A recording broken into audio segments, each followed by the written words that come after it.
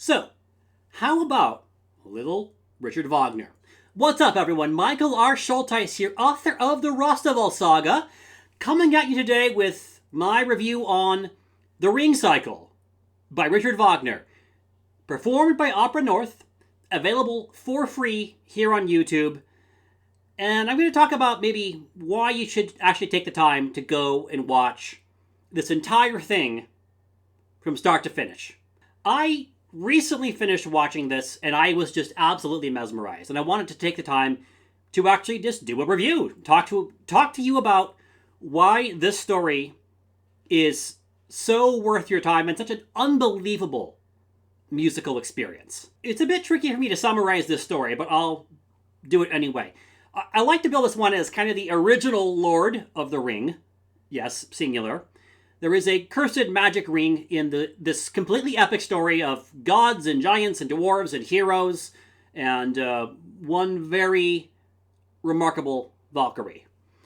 The four operas in order are Das Rheingold, or the Rheingold, Die Falker, or the Valkyrie, Siegfried, and then Götterdämmerung, Twilight of the Gods. Now, the whole thing is in German, but don't worry, there are texts that provide explanation in English to help set the scene, and there are subtitles, and guess what? Singing takes longer than talking, so it's actually very easy to read the subtitles as they appear on the screen, and then they stay there long enough. I don't think you'll have a problem at all. And in any case, I had no idea before this that German could sound so beautiful. So our first opera, Das Rheingold, is the story of how the Nibelung, I'm going to say dwarf, kind of a like a dark dwarf, Alberich, steals the Rheingold from the Rhine maidens. These are three nymphs who guard this magic gold. And the deal here is you can steal the Rheingold and turn it into a magic ring. The ring gives you incredible power. You can search out treasure, you can have dominion, and you can do all this. You can do a lot. It might sound like another One Ring from a later fantasy epic. But the thing of it is, to make the Rheingold into the ring, you have to sacrifice the ability to love. And who in the world would renounce love? Well, maybe Alberich would if things don't go his way. The other story here is that of Wotan, or Odin, Othin, I guess in the Old Norse, but in German it's Wotan, ruler of the gods, and he has made a deal with two giants, Fasolt and Fafnir.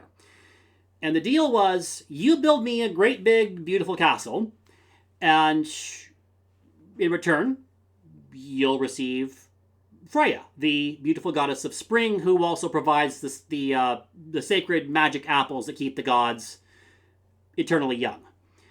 But of course, Wotan isn't going to actually go through with that deal, because that would, they'd lose Freya, and that's not acceptable. And his wife, Fricka, is Freya's sister, and she's making it very clear to him that's not acceptable. But Wotan says, hey, wait a minute, don't worry, I talked to Loki, and he has, guaranteed that it'll all be okay, and we don't have to give up Freya. So, I trust him, and everyone else is like, what do you mean you're trusting him? Loge shows up and, with some back and forth, he says, look, here's the deal. There is a great treasure that the Nibelungs have dug up for Alberich, the Lord of the Ring, who has compelled them with this magic ring. Now, I'm trying to avoid spoilers here for a story that's a century and a half old, but it goes from there, and I'll summarize the plots of the subsequent operas by saying, because of the events of the Rheingold, we have Wotan trying to create a hero who can act independent of the treaties that bound him, that he made to become ruler of the world. Because the ring is an ongoing threat. There is a continued problem surrounding its existence in the world. And Wotan needs a hero, but he can't just go and do things himself or get the hero and say, okay, you do this and I'm going to equip you in these ways. He can't just do that because that would violate treaties that he's made. So there's a huge conflict here. And then we have We have a couple of mortal heroes. So I'm going to stop here and say that we're going to do our usual thing, where now that I've made an effort to summarize this complex and sprawling story, we're going to do our usual thing. We talk about characterization, plot, world building. I will give an overall rating. We'll talk about maybe who is it for and who is it not for. Because this is opera, I'm going to talk about the music, or try to talk about the music in all of these different elements. Now, I'm not a musician. You wouldn't want to hear me sing either, trust me. So this is just, how did it make me feel as a consumer of this incredible experience, as somebody who feels that he's witnessing this incredible thing. I can't really give you an informed opinion. So characterization, this is pretty top tier. Wagner gives us these really remarkable portrayals of gods and mortals and various beings. Among the gods, I think Wotan is the obvious standout. He is a complex figure. You may find yourself rooting for him sometimes, and other times going, what are you even doing? This is, you're being awful. He can be noble in some ways. He can be short-sighted. He can be treacherous. He has his own sense of honor, I think, but he does some pretty crappy things in these stories. It's almost like Wagner knew the god himself. I think if you read up on Wotan, you'll understand what Wagner is drawing on, what he's getting at here. Wotan is, by his nature, a complex figure, and one who looms very large in the Germanic consciousness, even after hundreds of years of Christianization. We also have Loge, the demigod of fire. He is a trickster. There's even an idea, and I'm just going to mention this in passing, it's an idea that I've heard, and I'm not qualified to judge, but an idea that I've heard that says that we need to understand Loki's name as meaning essentially knot. Like a knot in the thread of fate. That'll make more sense if you watch these operas. The rope spun by the three Norns, the fate-spinning Norns.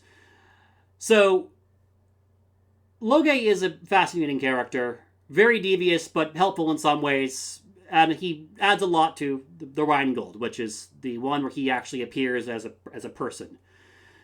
We have two mortal heroes. We have Siegmund in Die Falker, and we have Siegfried in both Siegfried and in Götterdämmerung. Siegmund is fairly sympathetic. He's on the run. He's trying to, he's exhausted. He's just trying to get to shelter. His love interest, Sieglind, is also fairly sympathetic. I'll warn you that there is an incestuous romance between these two, and it can be off-putting, but I found myself still engaged with their story, even if that's a tough thing to see in a story with sympathetic characters. Kind of a Jaime and Cersei kind of a deal there. We also have Siegfried. Now, I did not like Siegfried at first. He came across as rude. He came across as condescending. He came across as just arrogant.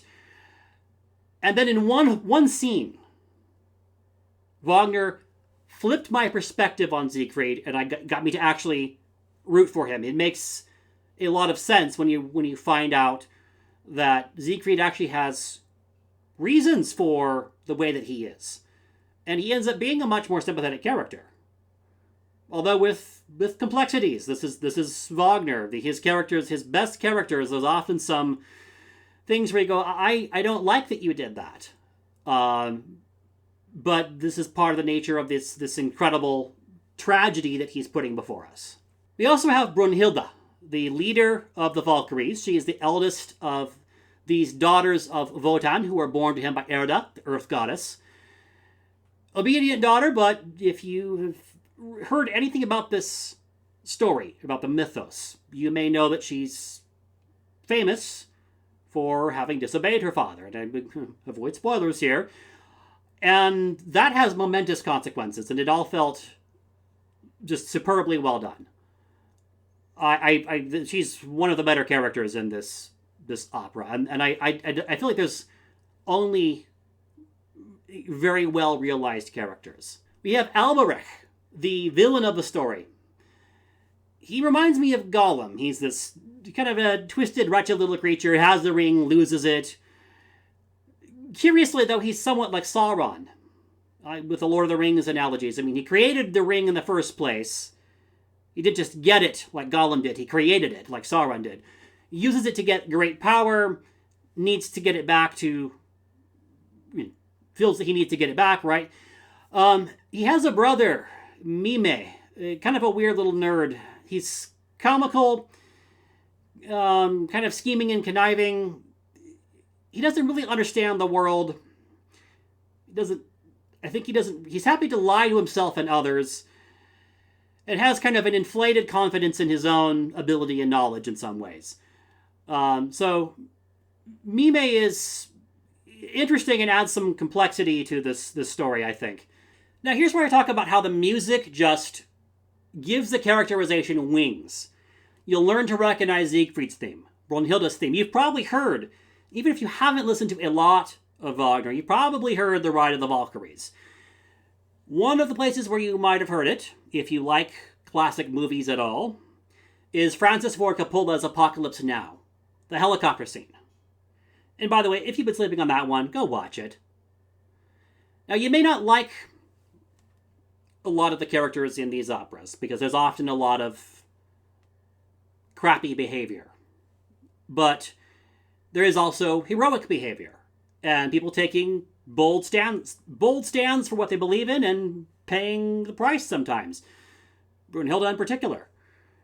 I think you'll find the major characters in this story are compelling even if you are conflicted about rooting for them, which I was for a number of them. Wotan in particular, and sometimes Siegfried. I should mention a couple of things about the Opera North performance. The style is one in which the singers wear formal, so formal modern clothing instead of dressing up and, LARPing as Viking-looking people, which I don't find that to be a problem at all. I think it works beautifully, but just don't be surprised if you're like, hey, why are the gods and goddesses all dressed up like they're at a modern dinner party? Well, this is just the style. This is just how they're doing it.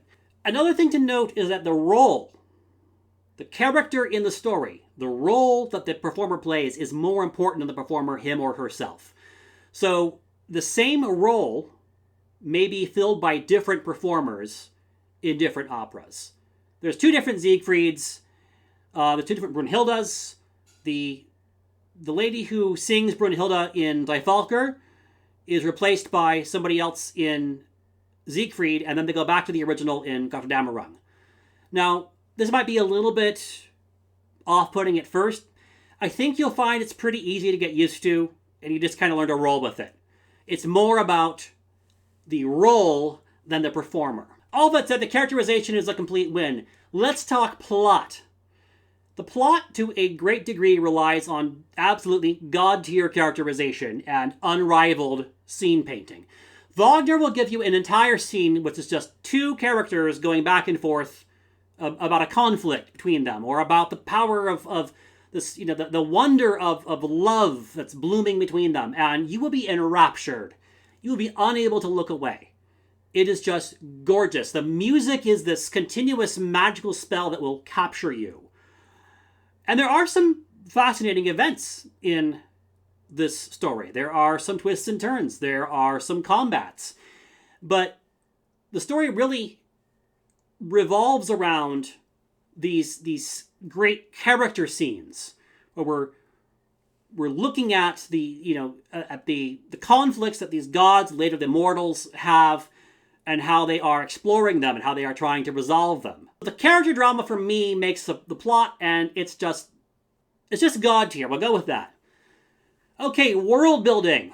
So Wagner gives us a world inspired by Norse and Germanic mythology. We have gods, giants, a dragon. We have Nibelungs, who are basically dwarves, nymphs, Valkyries, and all of it comes to life with what I believe to be very likely the best music ever composed.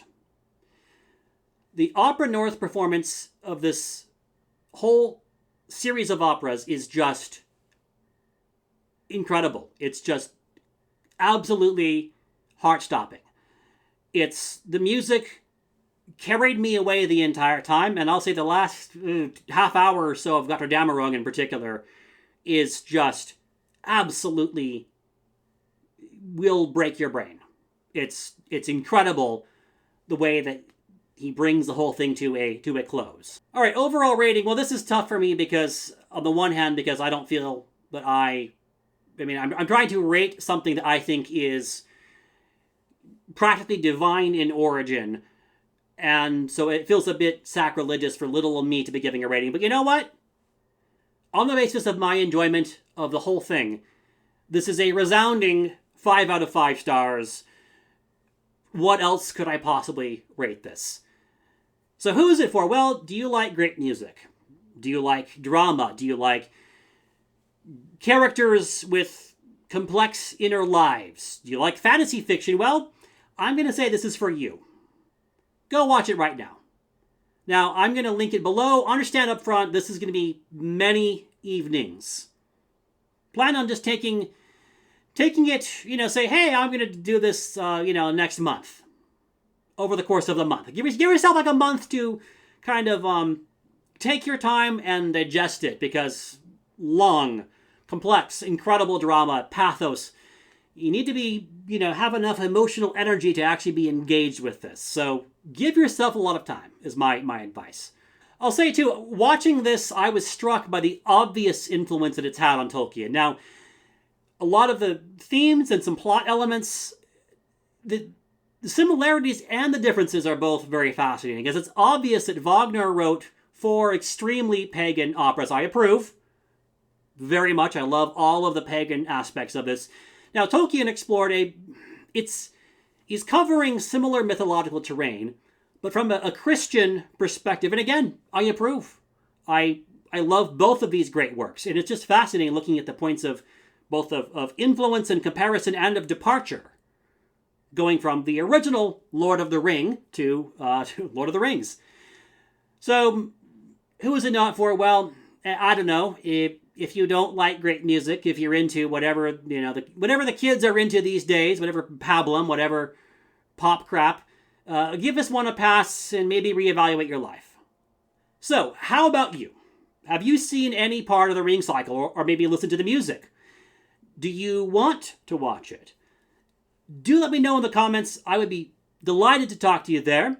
If you enjoyed this video, please like and subscribe. It does help us to grow the channel, and I personally really, really appreciate it. Thank you so much for watching, and I'll hope to catch you on the next video.